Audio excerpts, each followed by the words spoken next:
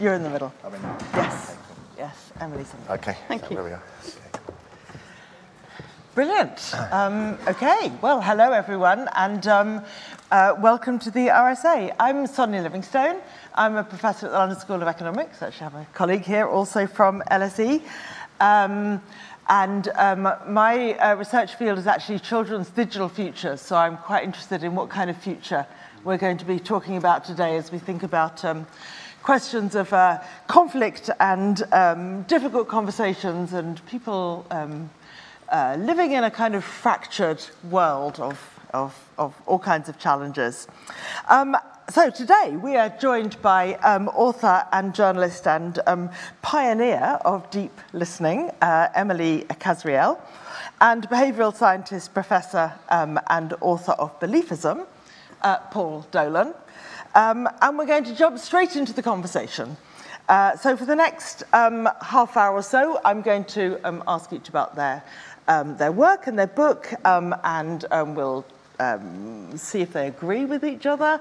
And then we're going to open it out, so you're going to be invited to ask questions, I think both in the room and also online. And we're going to wrap up at 7. So, Emily, I'm going to start with you and ask you to say a little about how you came to develop the idea of deep listening from the...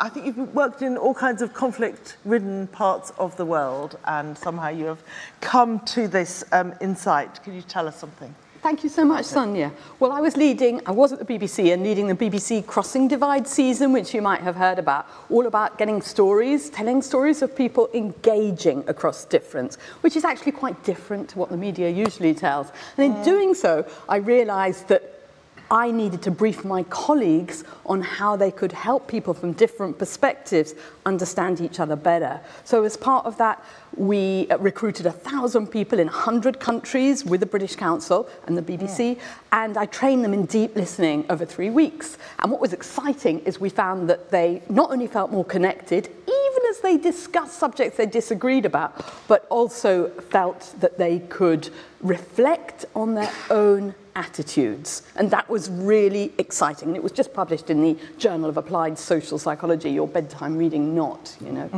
and so it was that, and it was my background as an executive coach and as a mediator that made me really interesting. So then I spent interested in the subject, and I spent a year and a half sitting in the British Library and doing lots of interviews with fascinating people and artists and figures, hostage negotiators, as well as going to Lithuania, to Latvia, speaking with training Russian speakers and speakers, Lithuanian speakers, for example, where the conflict really, just after the full-scale Russian invasion of Ukraine, was pretty big time. And what was so exciting is that people, when they learned how to listen better, felt that they could have really profound conversations and profound connections, even if they still disagreed. Okay. And I was thinking, the things that are said, I mean, how we have such difficult situations. Is it your sense that listening has become more difficult, that the conflicts and the fracturing in our societies have become more fraught, or... Well, I know, you know, your own work on the digital realm, and in your book you also talk about the extremes because of the algorithms are more likely to be, you know, given greater promotion, and certainly that is the case. But it's also, we think we don't have time. We are listening, but we're actually performing the act of listening. In fact, we are preloading our verbal gun with ammunition, ready to fire. Anyone done that? Huh? I don't know what you're talking about. And we kind of don't, I mean, I think we don't always want to listen to those who are on really opposing sides.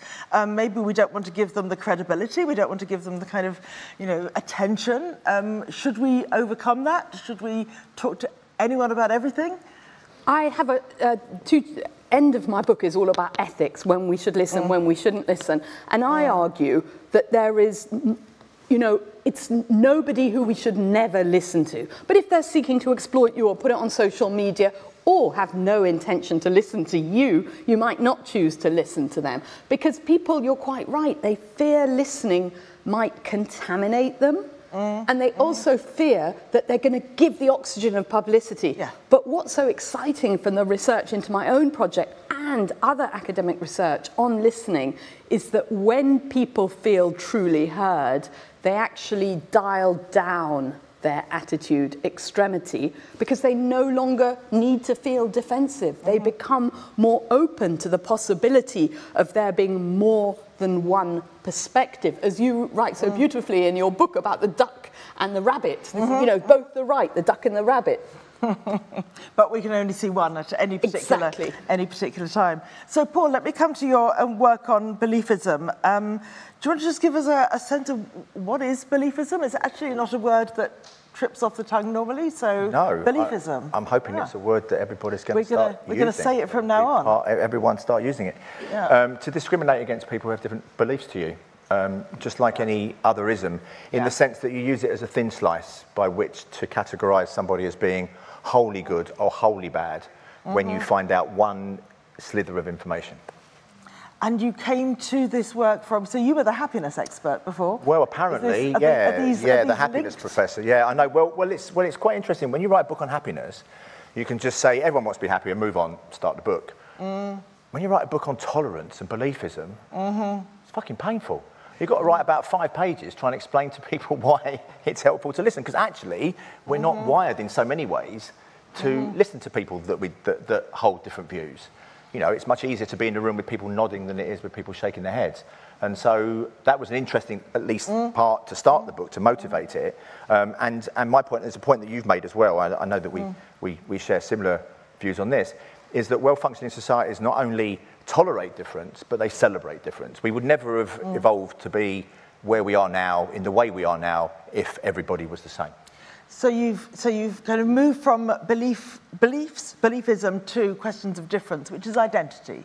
I mean, so maybe... In large part. I mean, so much of what we believe are our social ties, right? They are wrapped in the identities that we hold about ourselves. So that's absolutely right, I think. So in that sense, is that part of the explanation of why it is so hard to challenge beliefs or to change our minds or to understand the position of others? Because these are identities that we're very committed to. They are, and you know, Danny Kahneman was a great influence on me, as you know. I knew him for a very, very long time, and he said people rarely, if ever, change their minds about anything that matters to them. So once you form a belief, it's really hard to get people to change their minds. And you know this, evidence doesn't in itself change people's minds. Absolutely. I mean, yes, Children and Digital is full of all kinds of very strong views. Yes. And so then to be clear really what I'm trying to do, because I think it's important that I distinguish. So I'm not trying to change anyone's beliefs or any minds about anything that they hold to be true. It's their ability to listen to people who have a different perspective to them. Yes. Sometimes it will mitigate those extremes. It might not always. Sometimes extreme views might, in the end, be quite sensible ones. You know, we know that when we look back at the history of science. So it's less about depolarizing in a substantive sense, but more about the hostility that we feel towards those that have different. And the kind of prejudice that results, yes. From exactly. And as we all know, people, you know, we want an easy world, right? We want a nice, easy life. You're a good person. You're a bad person. What pieces of information can I use to determine that? What you believe about X, I'll use to extrapolate about everything that you are. So, Emily, I think you would like to kind of, I mean, deep listening is a method, if you like, and it has its 8 steps. And I know we were going to ask you to pick one, but I think you'd like to demonstrate the method. Yeah, so I want someone in the audience, I'm going to ask a question, which is what food reminds you of home? And you just need to tell me something, and I'm going to demonstrate deep listening. So if nobody volunteers, I will ask Paul, but please volunteer. It's much more fun. And by the way, everybody is judging me in terms of how well I'm listening. Oh, great. So do you want to come, would you mind coming up? Yeah, we need to have a microphone. I think we need a microphone because some people are looking. I can yell. I said, Okay. No, you're about to get a microphone. Okay, so let me perhaps... You're going to so wish you didn't put your hand up. Yeah, no, she's not. Don't say that, Paul. No, I mean, you're going to wish you had. You're going to be glad you had. Exactly. Thank you very much. I haven't seen me here before. Let me ask you, what's your name first? My name, Christina. Christina. So tell me, Christina, what food reminds you of home? Reminds me of home. Pavlova? Pavlova, sorry. Pavlova. Yeah. So you had a little bit of thinking to do there, but then you thought about it and felt, it's pretty good, it will do, it reminds you. There's probably quite a few. So? And tell me more. I guess it's a homesick thing. There's a number of things that have been on telly recently where the warbling of magpies in the background, it's a physical reaction, a homesick reaction to what I consider to be my home rather than where I'm living now. And so it's the sound of magpies that bring you home, and there's that sense of loss. You're not there now. You hear them on the radio, it brings you back, but there's a gap between your memories of being at home with the magpies and now you're not there. I guess for me, home is 3 places. And so, depending on the moment, I don't know which is the most relevant. And so it's not one place, but different places. And so home has migrated with you? No, I just live in 3 places. There's a thing called virtual reality, and I am virtually living in another country at this very moment. And so even though there's that sense of loss that you talked about earlier, the homesickness, there's also the ability to be in another place even though you're not physically. And that gives you comfort. Yeah. Well, that's what I call the global citizen. Yeah. Well, I know we're out of time here, so I wanted to jump. How did that sound like, apart from truly embarrassing about doing this at the RSA? What was that? What was going on there for you in your mind? I was wondering what you were getting at, or what kind of conclusion you were going to come to, or what you knew about me as a result of that. And as someone who's an NLP master, I have some idea about some of the things that go on with that, which I'm sure you're familiar with. Yeah. How many questions did I roughly ask you, Christina? Any thoughts? Show me your hands, roughly. 5, 10, you know. I asked her 2, actually. I said, what food reminds you of home? So I was a bit confused by the magpie stuff. Yeah. But I was thinking, maybe she eats magpie for breakfast, you know, what do I know? But I actually said, tell me more, which is one thing you can ask, because what's most important with deep listening is you give up. You become vulnerable, you're no longer in charge. I let Christina set where we were going, and I tried to follow her, and actually perhaps I should have said I was struggling a bit there in following, you know, your story.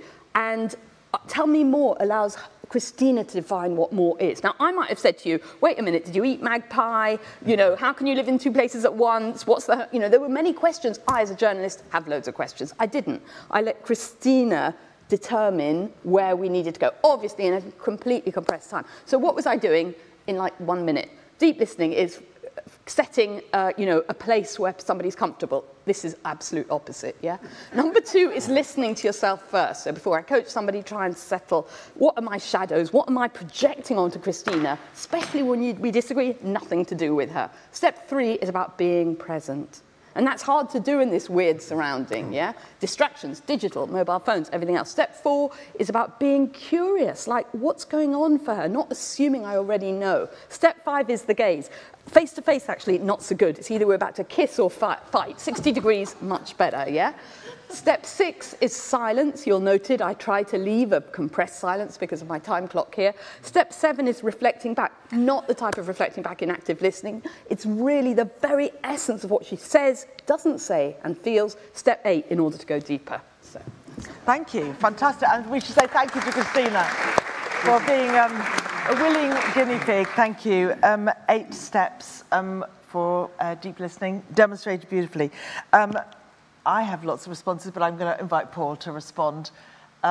Is this also, as it were, the way to overcome beliefism, or?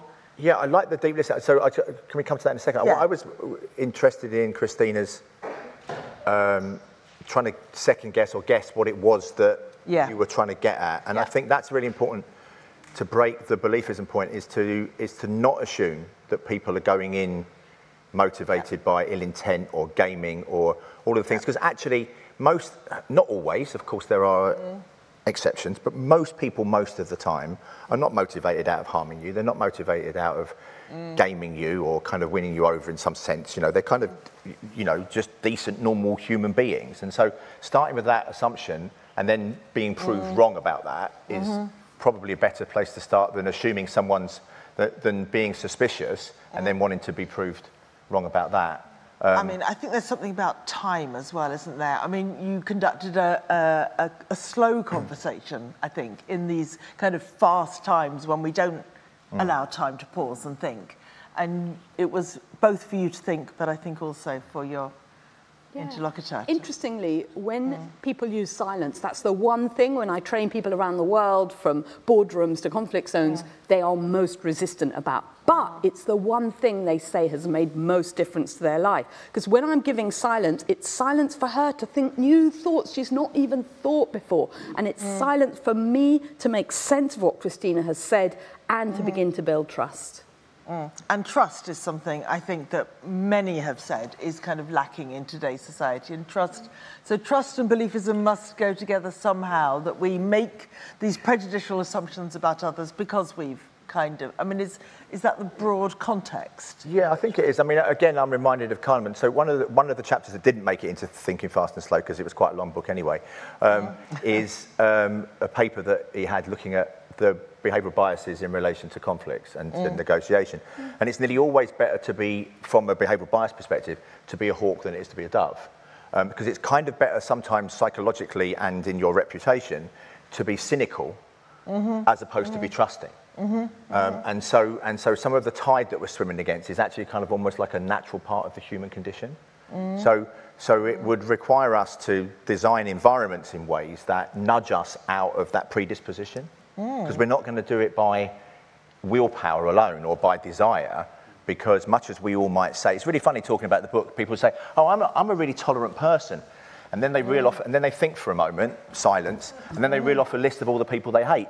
And the people that they won't talk with, and they finish, and of course I'm very tolerant. So all of us are tolerant people until we encounter people that disagree with us. But back to the question of identity, then you're somehow also saying if we're going to get it wrong, we would rather be seen as kind of too hawkish than to be found gullible. As a general rule, yeah, sure. And do you think that's also because we're frightened not just for ourselves? I think you write about in your book, don't you? It's about our place in a community, in a group identity. And and that's what I encourage people, particularly in conflict zones, when we listen to someone who thinks differently, we feel we're going to betray our tribe. For even encountering them. And I encountered, this when I was just in the US last week talking to Trump supporters, and friends of mine who are Democrats were really, really hesitant and angry about that I wanted to listen and understand what they had to say. Emily, I'm thinking now, how can we, having had the demo, and actually as a researcher, I think it's quite close also to the research interview, where the whole point is not to kind of put ideas onto someone, and also not to ask, you can't ask somebody, where do you live and, how do you feel about home, but you can ask them about food. And then it kind of opens up that, so it's the kind of the gentle way in, as it were, rather than asking them the tough questions. But back to your experience as a journalist then, I mean, does this work in some of the really difficult, entrenched situations that we know people are living in around the world? I would say when it comes to leaders, there's too much at stake for them in a public space to be shown, take any conflict you fancy, to be shown, for other people to see them being tolerant and accepting ambiguity. They would see that as vulnerability and not appropriate. But I think behind closed doors, there's so many opportunities for leaders, for, of countries who are in conflict. Think of how many, negotiations are happening as we speak, for them to really listen and understand, because we know that when people feel heard, they'll be more likely to listen to you. And taking that on board enables you to do all sorts of things. And then it becomes really addictive to have these conversations. And I used to be somebody who was resistant, like so many people who I've interviewed, because I thought I would be contaminated. I thought it was the morally right thing to avoid people with these abhorrent views. But once once you gain the confidence, and I would recommend deeply listening to someone who isn't so hard first time round, but once you gain the confidence in these sort of deep listening skills, you can then use them in all sorts of situations, and it can give you a real buzz because you've enabled a human connection, human to human, regardless of what the other person believes. And it works. So it works both at the level, as it were, of the political conflicts in the world, but also, I think you're talking within relationships, within families, where there can also be difficulties, and so interpersonally as well. Yeah, completely. I mean, whether your partner comes home from work, you say, how was your day? They go, yeah, all right. Well, let me tell you about the dog and the rubbish collection and everything else. Instead, you can say, I sense your day wasn't so good. Suddenly, you're having a real conversation. You're going off script. And the same at work. You ask your colleague, do you mind, can you please do this piece of work by Wednesday? Sure, they say. And their mouth smiles, but not their eyes. Great. Or you can say, I'm sensing that perhaps you can't do all this work, and you'll feel a bit embarrassed to say that. Is that right? Again, you're having a real conversation. So even in moments, and especially with our children, that we don't listen, we want to cheer them up because we think that's our job, or provide a solution. How many people have done that with their kids, yeah? After all, that's why they shared their problems with us, isn't it? And what do? They end up frustrated, dismissed, not heard. They go, yeah, sure.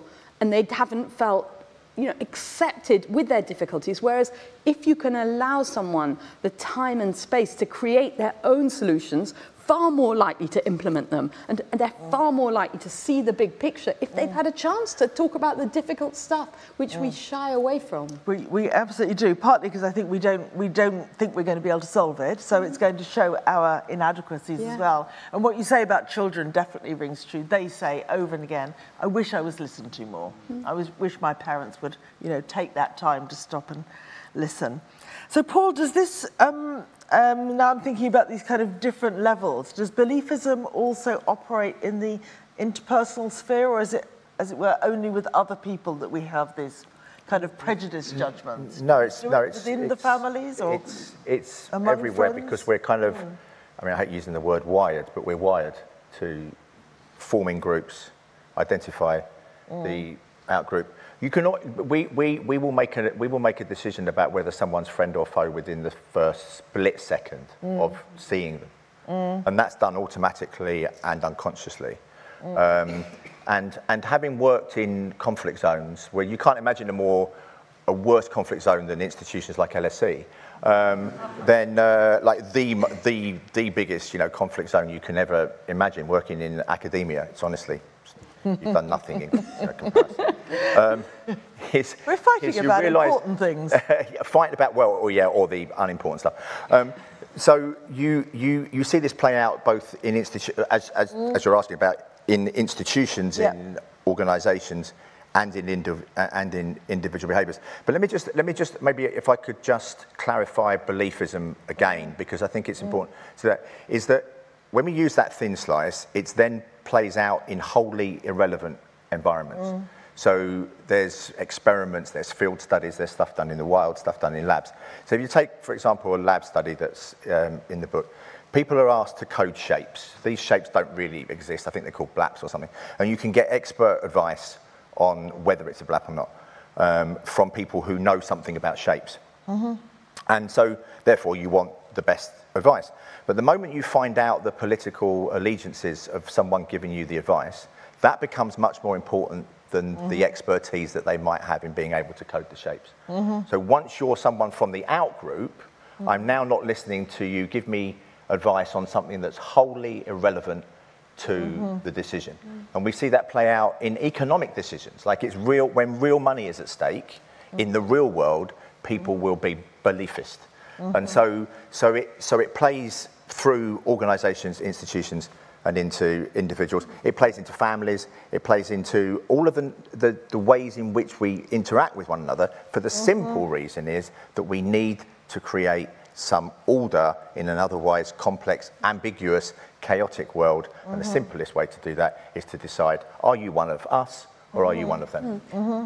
And do you think that when people understand their own beliefism, when they see that they are prejudiced, does this then lower it and enable them to break free, or are they still trapped? It's a super question. I mean, generally, education and information doesn't do very much good. You can become the most self-aware person in the world, but actually, in many ways, and this is actually part of the reason what motivated me to write the book, is that you see as much beliefism, if not more, in self-aware, educated people with PhDs, as you do with people who have less formal education, at least, because you get more moral certitude. You get, well, I'm really clever. So not only am I clever now, then what I believe must be right, and I'll go and impress it on the stupid people who should listen to me because I know what I'm talking about. So what's the counter? Do you have some? I mean, how do we overcome beliefism? Or do we have to fight it every time it kind of rears up in us? No, thankfully not. We can design environments. So, like Happiness by Design was a book about how you're not going to be happier by thinking yourself. So you need to do very simple, obvious but overlooked things in your life that will make it easier for you to be happier without having to think too hard about it. I want to make being happier easy. Yeah. Right? And I want to make tolerance easy. So we do that by designing our environments in ways that make it easier for us to listen to people that disagree with us. And there is some commonality, there is some overlap between happiness actually and environments that enable tolerance. And I think with Emily's work also, I mean, it takes an environment then to be able to have the time for the conversation. The obvious but overlooked things like humour. Yes. You know, there's actually a randomised controlled trial in the Israeli-Palestinian context where people are presented with the perspective of the alternative with humour in place, and people are much more willing to listen than engage. It's a very disarming mechanism. Again, obvious but overlooked. You wouldn't think in some of these conflicts, you know, to introduce humour, but humour can work. It can also go wrong. It can also go wrong. That's absolutely right. Things that are probably more certain to work: music, sport, and we see, as you'll know, Emily, in many of these kind of conflict zones, using sport, using music, using arts as a way to engage people in ways that they would not otherwise be willing to listen to people that disagree with them. So you're both sounding actually very sensible, and I think I know I'm thinking. Well, that's sad. You are. Tell a joke. Take time to listen. Give respect to the other. Don't impose your assumptions.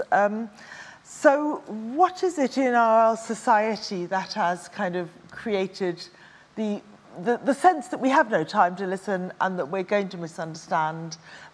Is it, so in my world, I'm always being told it's social media that has created such a storm of disinformation and prejudice, and I'm actually interested to know what you both think about that. I think social media undoubtedly, and there's a piece of research I want to do and haven't yet done, is to find out when people do learn how to deeply listen, whether that changes the way they share, particularly extreme social media, because early evidence implies that it does. But I think rather than look at why we're not deep listening or why we're not listening more profoundly, it's what we as individuals can do. We can be the difference. You know, we can engage with people. We can enable people to feel heard. And when I listened to these Trump supporters, they said, I could sense from one of the questions you asked that perhaps you weren't a Trump supporter, because I asked them about Trump's attitude towards women, but I felt you were really curious. You really want to understand. You really wanted to understand, and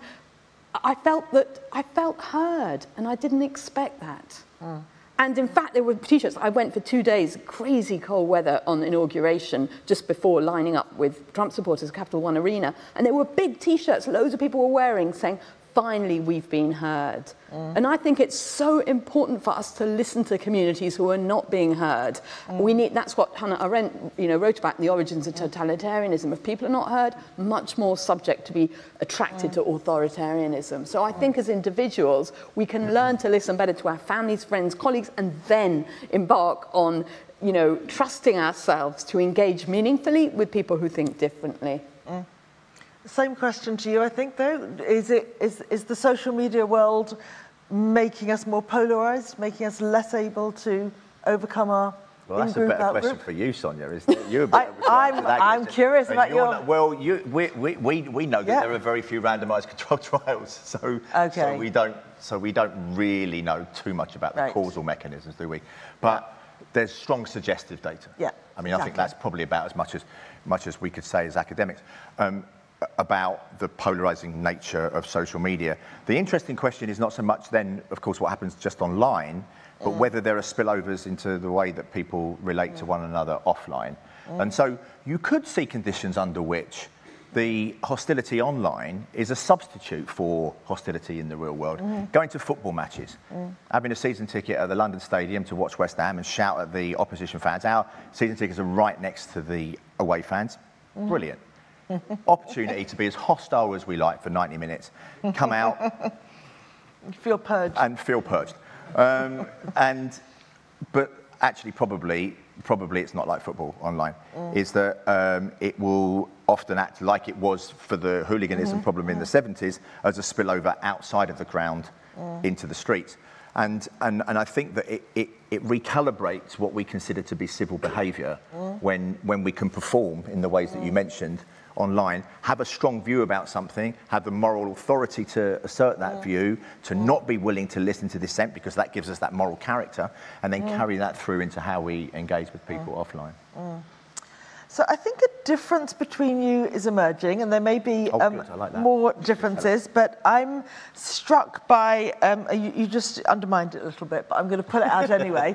I'm struck by, Emily, I think, is calling on us as individuals to kind of be responsible for how we conduct ourselves with others and how we kind of listen. And I think Paul is pointing to the design of our environment and how it is that the other external forces on us kind of push us into more polarised. I think that's a bit simplified, because I think in your book you also encourage individuals to look at their own beliefs and engage with this. It's not just the above. And in my work, I also, my whole work at the BBC, a lot of what I did was about modelling engaging conversations. I think that's so important, that we see leaders who admit when they've done wrong, who celebrate when somebody else wins, and are genuinely inclusive and demonstrate listening in order to normalise that. And media, of course, is super important. So it's not just an individual, but what I'm trying to make the case is that we are empowered. We don't just have to be passive victims of polarisation. Can we redesign? No, it is simplified, but let's say if it's not, let's say that it's not simplified. Thank you, because I was beginning to feel that. But it is right. I mean, you have to model leadership. That's absolutely right. So I have a checklist in the book called Embrace. It's 7 letters. In very good scientific rigour, I came up with the letters and the word before, fitting the evidence to it. And extraordinarily, it was remarkable that the evidence fitted the 7 letters of the word embrace, which is a fantastic word, and it's got 7 letters, which is about the right number of elements you need in a checklist. So there are elements in it, like the mistakes piece, where the leaderships will model having made mistakes, and we're muddling through so much of the time. So to be held to account for everything you say at every moment without context is completely absurd. So there are things that we can do as individuals, but I do think it is. We have a natural tendency to homophily, which is what the word is used in the academic literature, to be surrounded by people like us. We do that unconsciously, we do it consciously. It's a natural part of the human condition. So I do think it is hard for individuals to swim against the tide of the force of homophily. So it requires organisations and institutions to embed practices that make it easier for people to listen without them having to try too hard to do so. I would say that, all the research evidences that successful work environments are where people listen. And in fact, the work is a great place because naturally people come from different backgrounds, different locations, different ages, different experiences.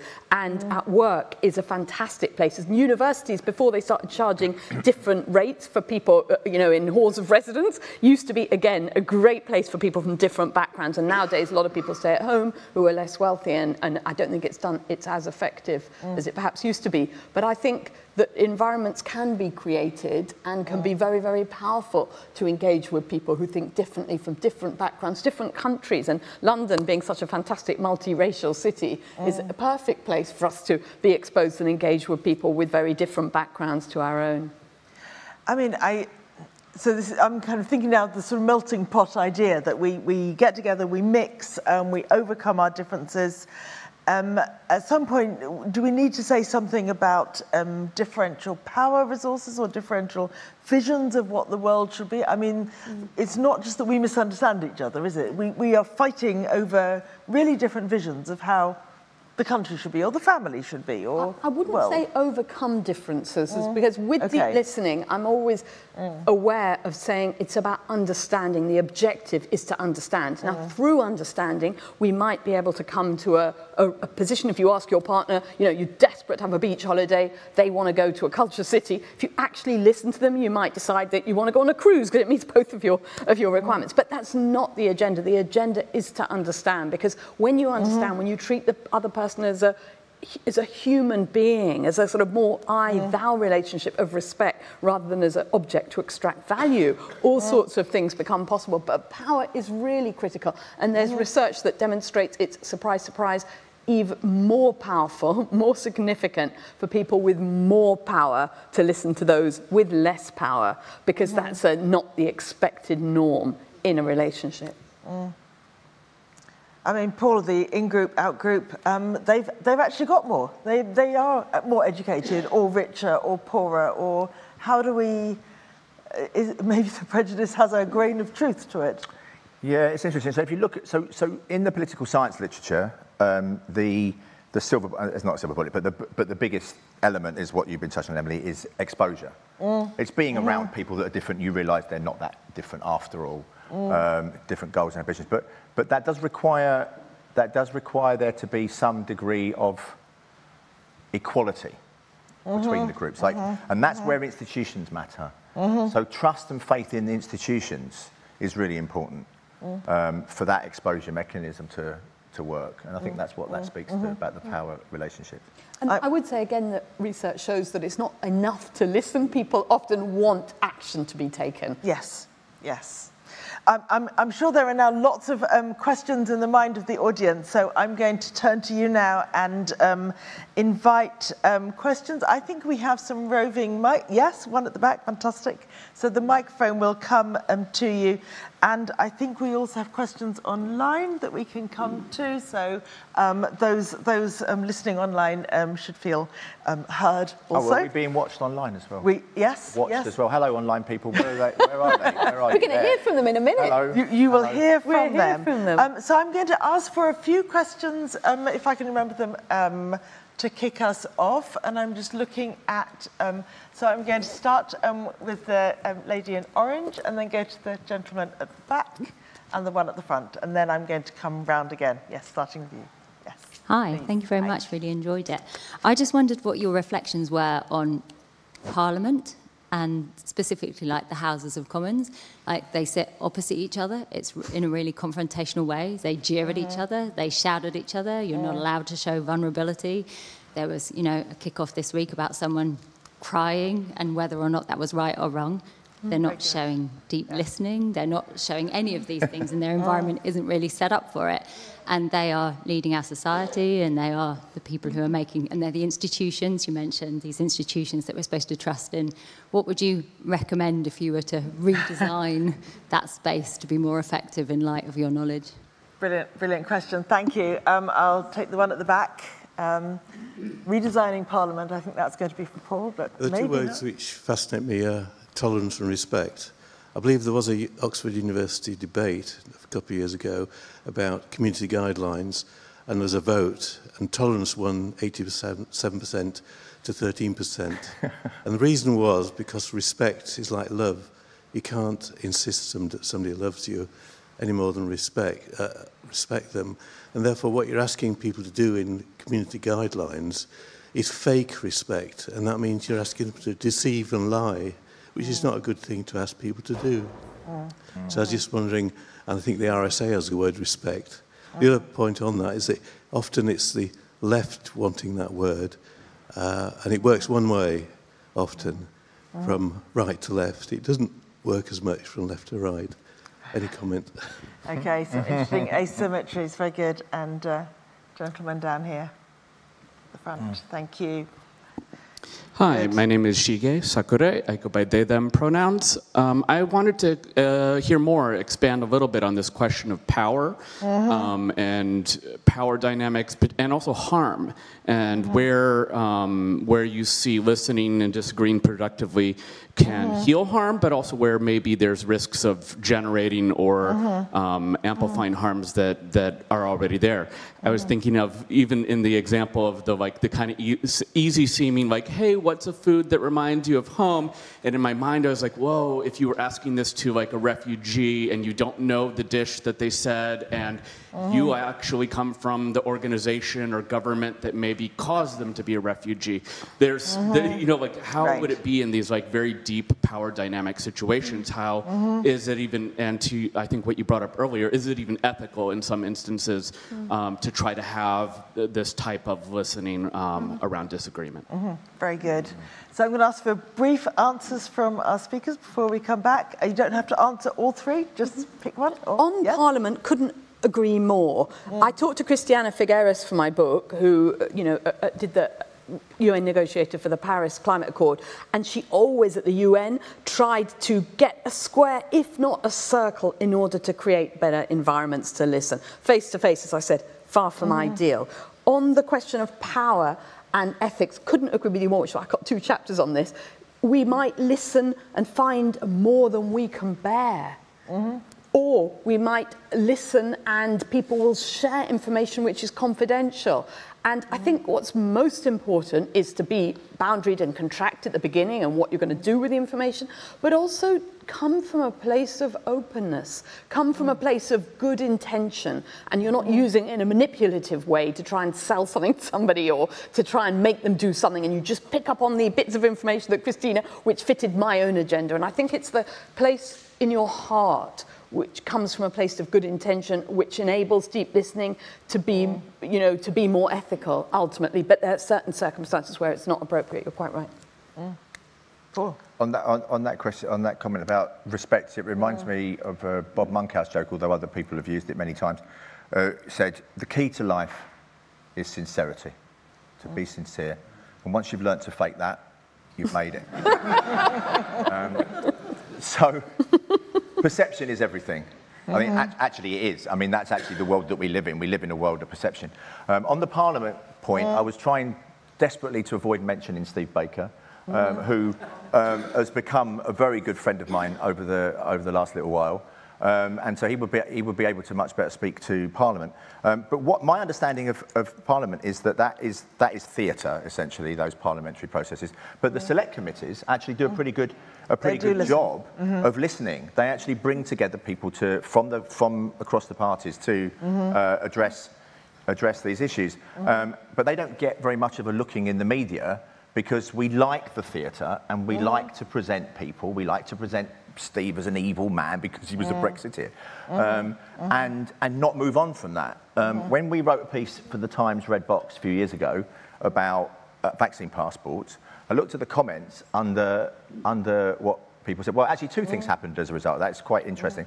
First of all, I had emails from LSE colleagues. You can imagine there were no Brexiteers at LSE.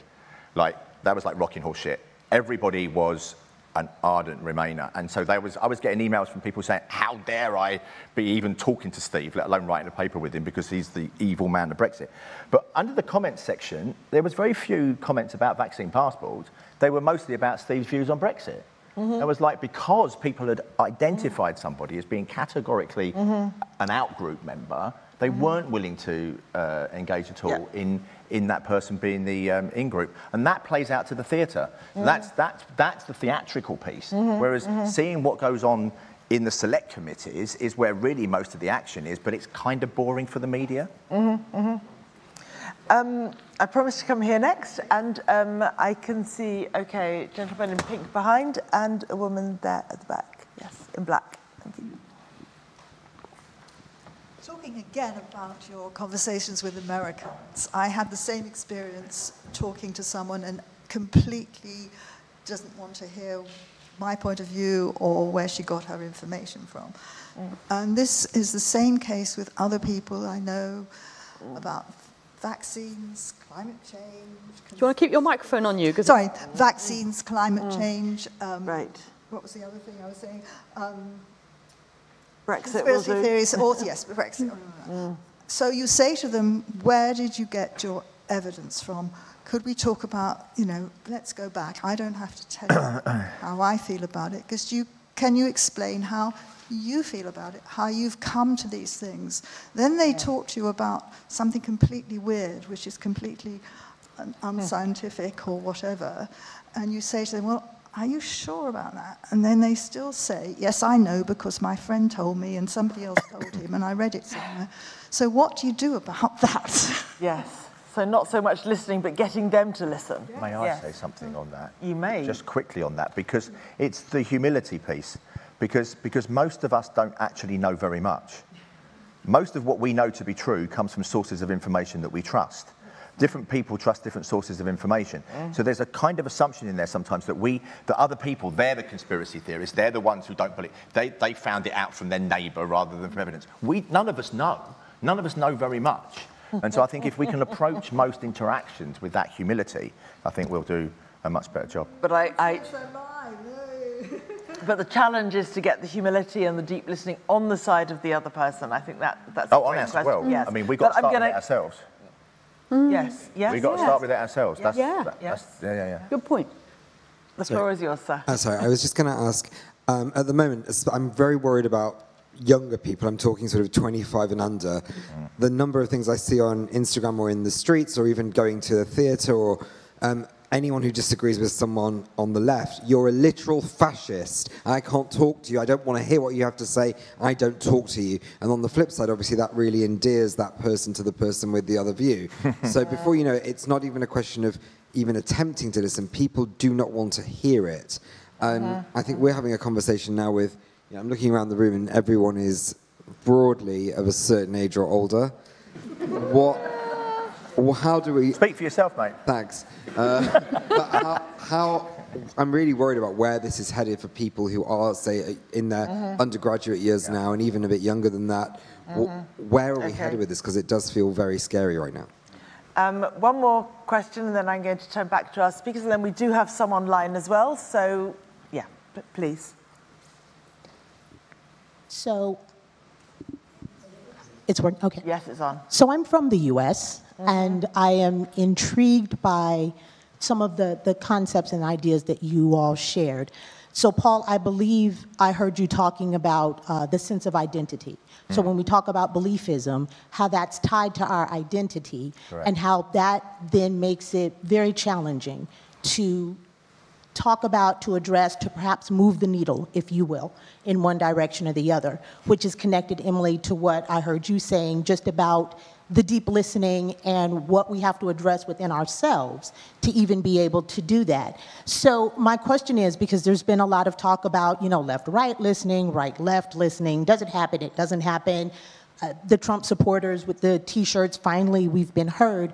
So Paul, in your research, have you read anything, have you done any work around those layers of identity and where an entry point might be for that listening, for that addressing of the beliefism? Because if it's tied to who I see myself to be, it would make sense to me that there has to then be some entryway before we can even do that. And so when we talk about that failure or the unwillingness to not listen in either direction, that to me seems like an identity issue. Like, I own my own identity. There are some conversations that I am not open to listening to. I'm aware of why I'm not open to listening to those things, but what are the entry points?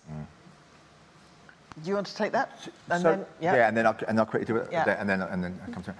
So I think it relates to part of what I was saying earlier. Is you have other aspects of yourself that are the route into discussing the issues that are challenging. You don't start discussing the challenging issues because we're going to back off. But if we share the same music taste, if we both hate Coldplay, for example, which any sensible person should, then that's a good entry point into a conversation about other things. If we can, those kind of easier, softer gateways into a conversation that are sometimes non-obvious. But once we share something, once we have something in common, it makes everything else much easier to follow. On the youth thing, it's really interesting. What we're observing in the data, everyone will know this, is that we're seeing a disconnect between women and men, young women and young men, where women are becoming increasingly progressive, I use that term loosely, and boys are either staying somewhat where they were or becoming more conservative, and it's affecting dating markets. So we have a paper with a colleague, George Melios and Yara Sleiman from LSE, Sleeping with the Enemy, it's called, it's an obvious title, where we look at people's willingness to date across the aisle. And interestingly, snapshot finding is that everybody wants to date someone who's tolerant. It's a bit like having a hot date. Everyone wants someone who's attractive, even if I'm less attractive, and even if I'm not very tolerant myself. So I want to date someone who's from the same political party, but they need to be tolerant. So good luck with that. And that is what happens online. And this is the more that was a serious point. Another serious point is that what you can do online in a way that you don't do in real world interactions is you can signal stuff and supply information costlessly. So the moment you start supplying information about yourself in a dating site or elsewhere, that becomes important to the demand side because you've supplied it as information. I might not have actually wanted to know that about you until you told me. Now it becomes really important. And then I can use it to segregate people, dating and otherwise, in ways that never would happen if you only were to meet somebody in person. And in the case of dating, you find out whether they're kind, or you find out whether they're a nice person, or in the case of Steve, you find out that there are some nice Tories. You know, there are. That was a joke. You could have laughed. That was, ways in which you interact first before you find out information that actually is not that relevant in forming the relationship or the friendship. And I think that's the challenge for young people now, is to kind of stop supplying information about yourself because it's, kind of creating these kind of disconnects. I just want to address the point about how can we get them to listen to us and your entry point. I mean, one entry point, and I think you mentioned this in your book as well, which can be very powerful, is being a bit vulnerable. Because once you are vulnerable and say something about yourself that the other person might not expect you to share, you on some level indicate that you accept yourself with your flaws, and therefore you project the notion that you'll be more likely to accept them with their contradictions and their flaws. And on your point about getting people to listen, to you when that's what you want. I mean, very quick story. I went to interview dairy farmers on the border between England and Wales to try and understand why they didn't believe in climate change. And I was trying to make sense of this guy, a particular guy, 3 generations of dairy farming, was, in his 60s. He felt the earth. He'd been there at 4 a.m. milking his cows. He'd seen what had happened, but he said it was just a general gradual cycle, nothing to do with people-made carbon emissions and climate change. Yet when I published the piece on the BBC website, which showed his perspectives, in the midst of a lot of climate science showing the dairy farmer contribution, he still felt heard because I was able, through wrestling with what he was saying, to understand his deeper narrative, which was he saw TB, government reducing milk prices for farmers, mad cow disease getting at the farmers, climate change just another way that the mandarins in Westminster were getting at the farmers. And then I got in touch with him again because I wanted to include the story in the book. And he said, sure you can. I want you to start your next book at Deep Listening here on my farm. Very nice. Very nice. We are very near the end of our hour, which we're going to stop promptly, I'm sorry to say. So I'm going to actually take a couple of questions from online and invite you to kind of use those as your wrap-up remarks as well. So, question from Lee Edwards about what we can do, maybe something concrete that we can do within organisations, or maybe interpersonally as well. But what can we really do to kind of facilitate more deep listening, overcoming beliefism, a sense that we share something rather than that we are divided? And from Julia Marlowe, I think a question that's been on my mind as well, which is what we rudely at LSE call the so what question. So what if what will happen if we start listening to each other more? What are we hoping for a mutual understanding of our difference, or are we secretly hoping to come to a solution to the problem and something that transcends our differences if we ever come? So I'm curious what you both. Yes. Shall I do question two? You do question one, because that's more. I'll just do. Well, I think or just something about everything. Okay. Does it matter? Is the really substantive so what question? What are we trying to achieve? Is that, to restate what I said earlier, well-functioning societies celebrate difference. I mean, what brought Steve and I together was the groupthink that existed during COVID. Now, when you're faced with radical uncertainty as well, maybe it wasn't so radical so quickly, but you would expect, wouldn't you, a whole range of different perspectives on how we ought to respond. Amongst the academy, and principally amongst parliamentarians, was an overwhelming consensus about what we ought to do because of the power of groupthink. We shouldn't underestimate in organisations and institutions how dominant groupthink is. We do not want to, many of you will be familiar with Ash's experiments of the 60s. This is lines on a board. People can see that one line is clearly obviously longer than another, yet all the stooges before have said the shorter line is longer, and many people go along with the wrong answer in order to fit in. Our desire to fit in is overwhelming. So I suppose the fundamental conclusion, which was really my conclusion in Happiness by Design, is that we need to get over ourselves. That's actually the biggest lesson that we can learn. Get over ourselves, properly accept that we are drawn towards finding people that we agree with, agreeing with them, and not stepping out of line. And that leads to dysfunctional organisations. It leads to bad decisions. I think it led to bad decisions during COVID. We could have different views about that. But you would expect there to be different perspectives that should be listened to and heard and feed into the decision-making process. That is fundamental to dealing with, the uncertainties faced by a future virus, by AI. I mean, who knows what's going to happen with AI, right? You want to be listening to people who have different views about that. But I think you're also saying that the way we design our institutions should support us better in that, because maybe it rewards our polarisation, or it rewards us for having strong views, or I don't know if it rewards us for not listening, but many institutions like a kind of comfortable consensus. It's a super question about how we reward humility and ambiguity. I mean, that's the I don't know, or actually sometimes I don't care. I mean, you don't have to have a view about everything, right? In fact, wouldn't it be a really mad world if everybody had a strong view about everything and was expressing that, right? You want some people to actually, I don't care. And I don't know, or to be humble. I mean, how you would reward that and incentivise that is a super question.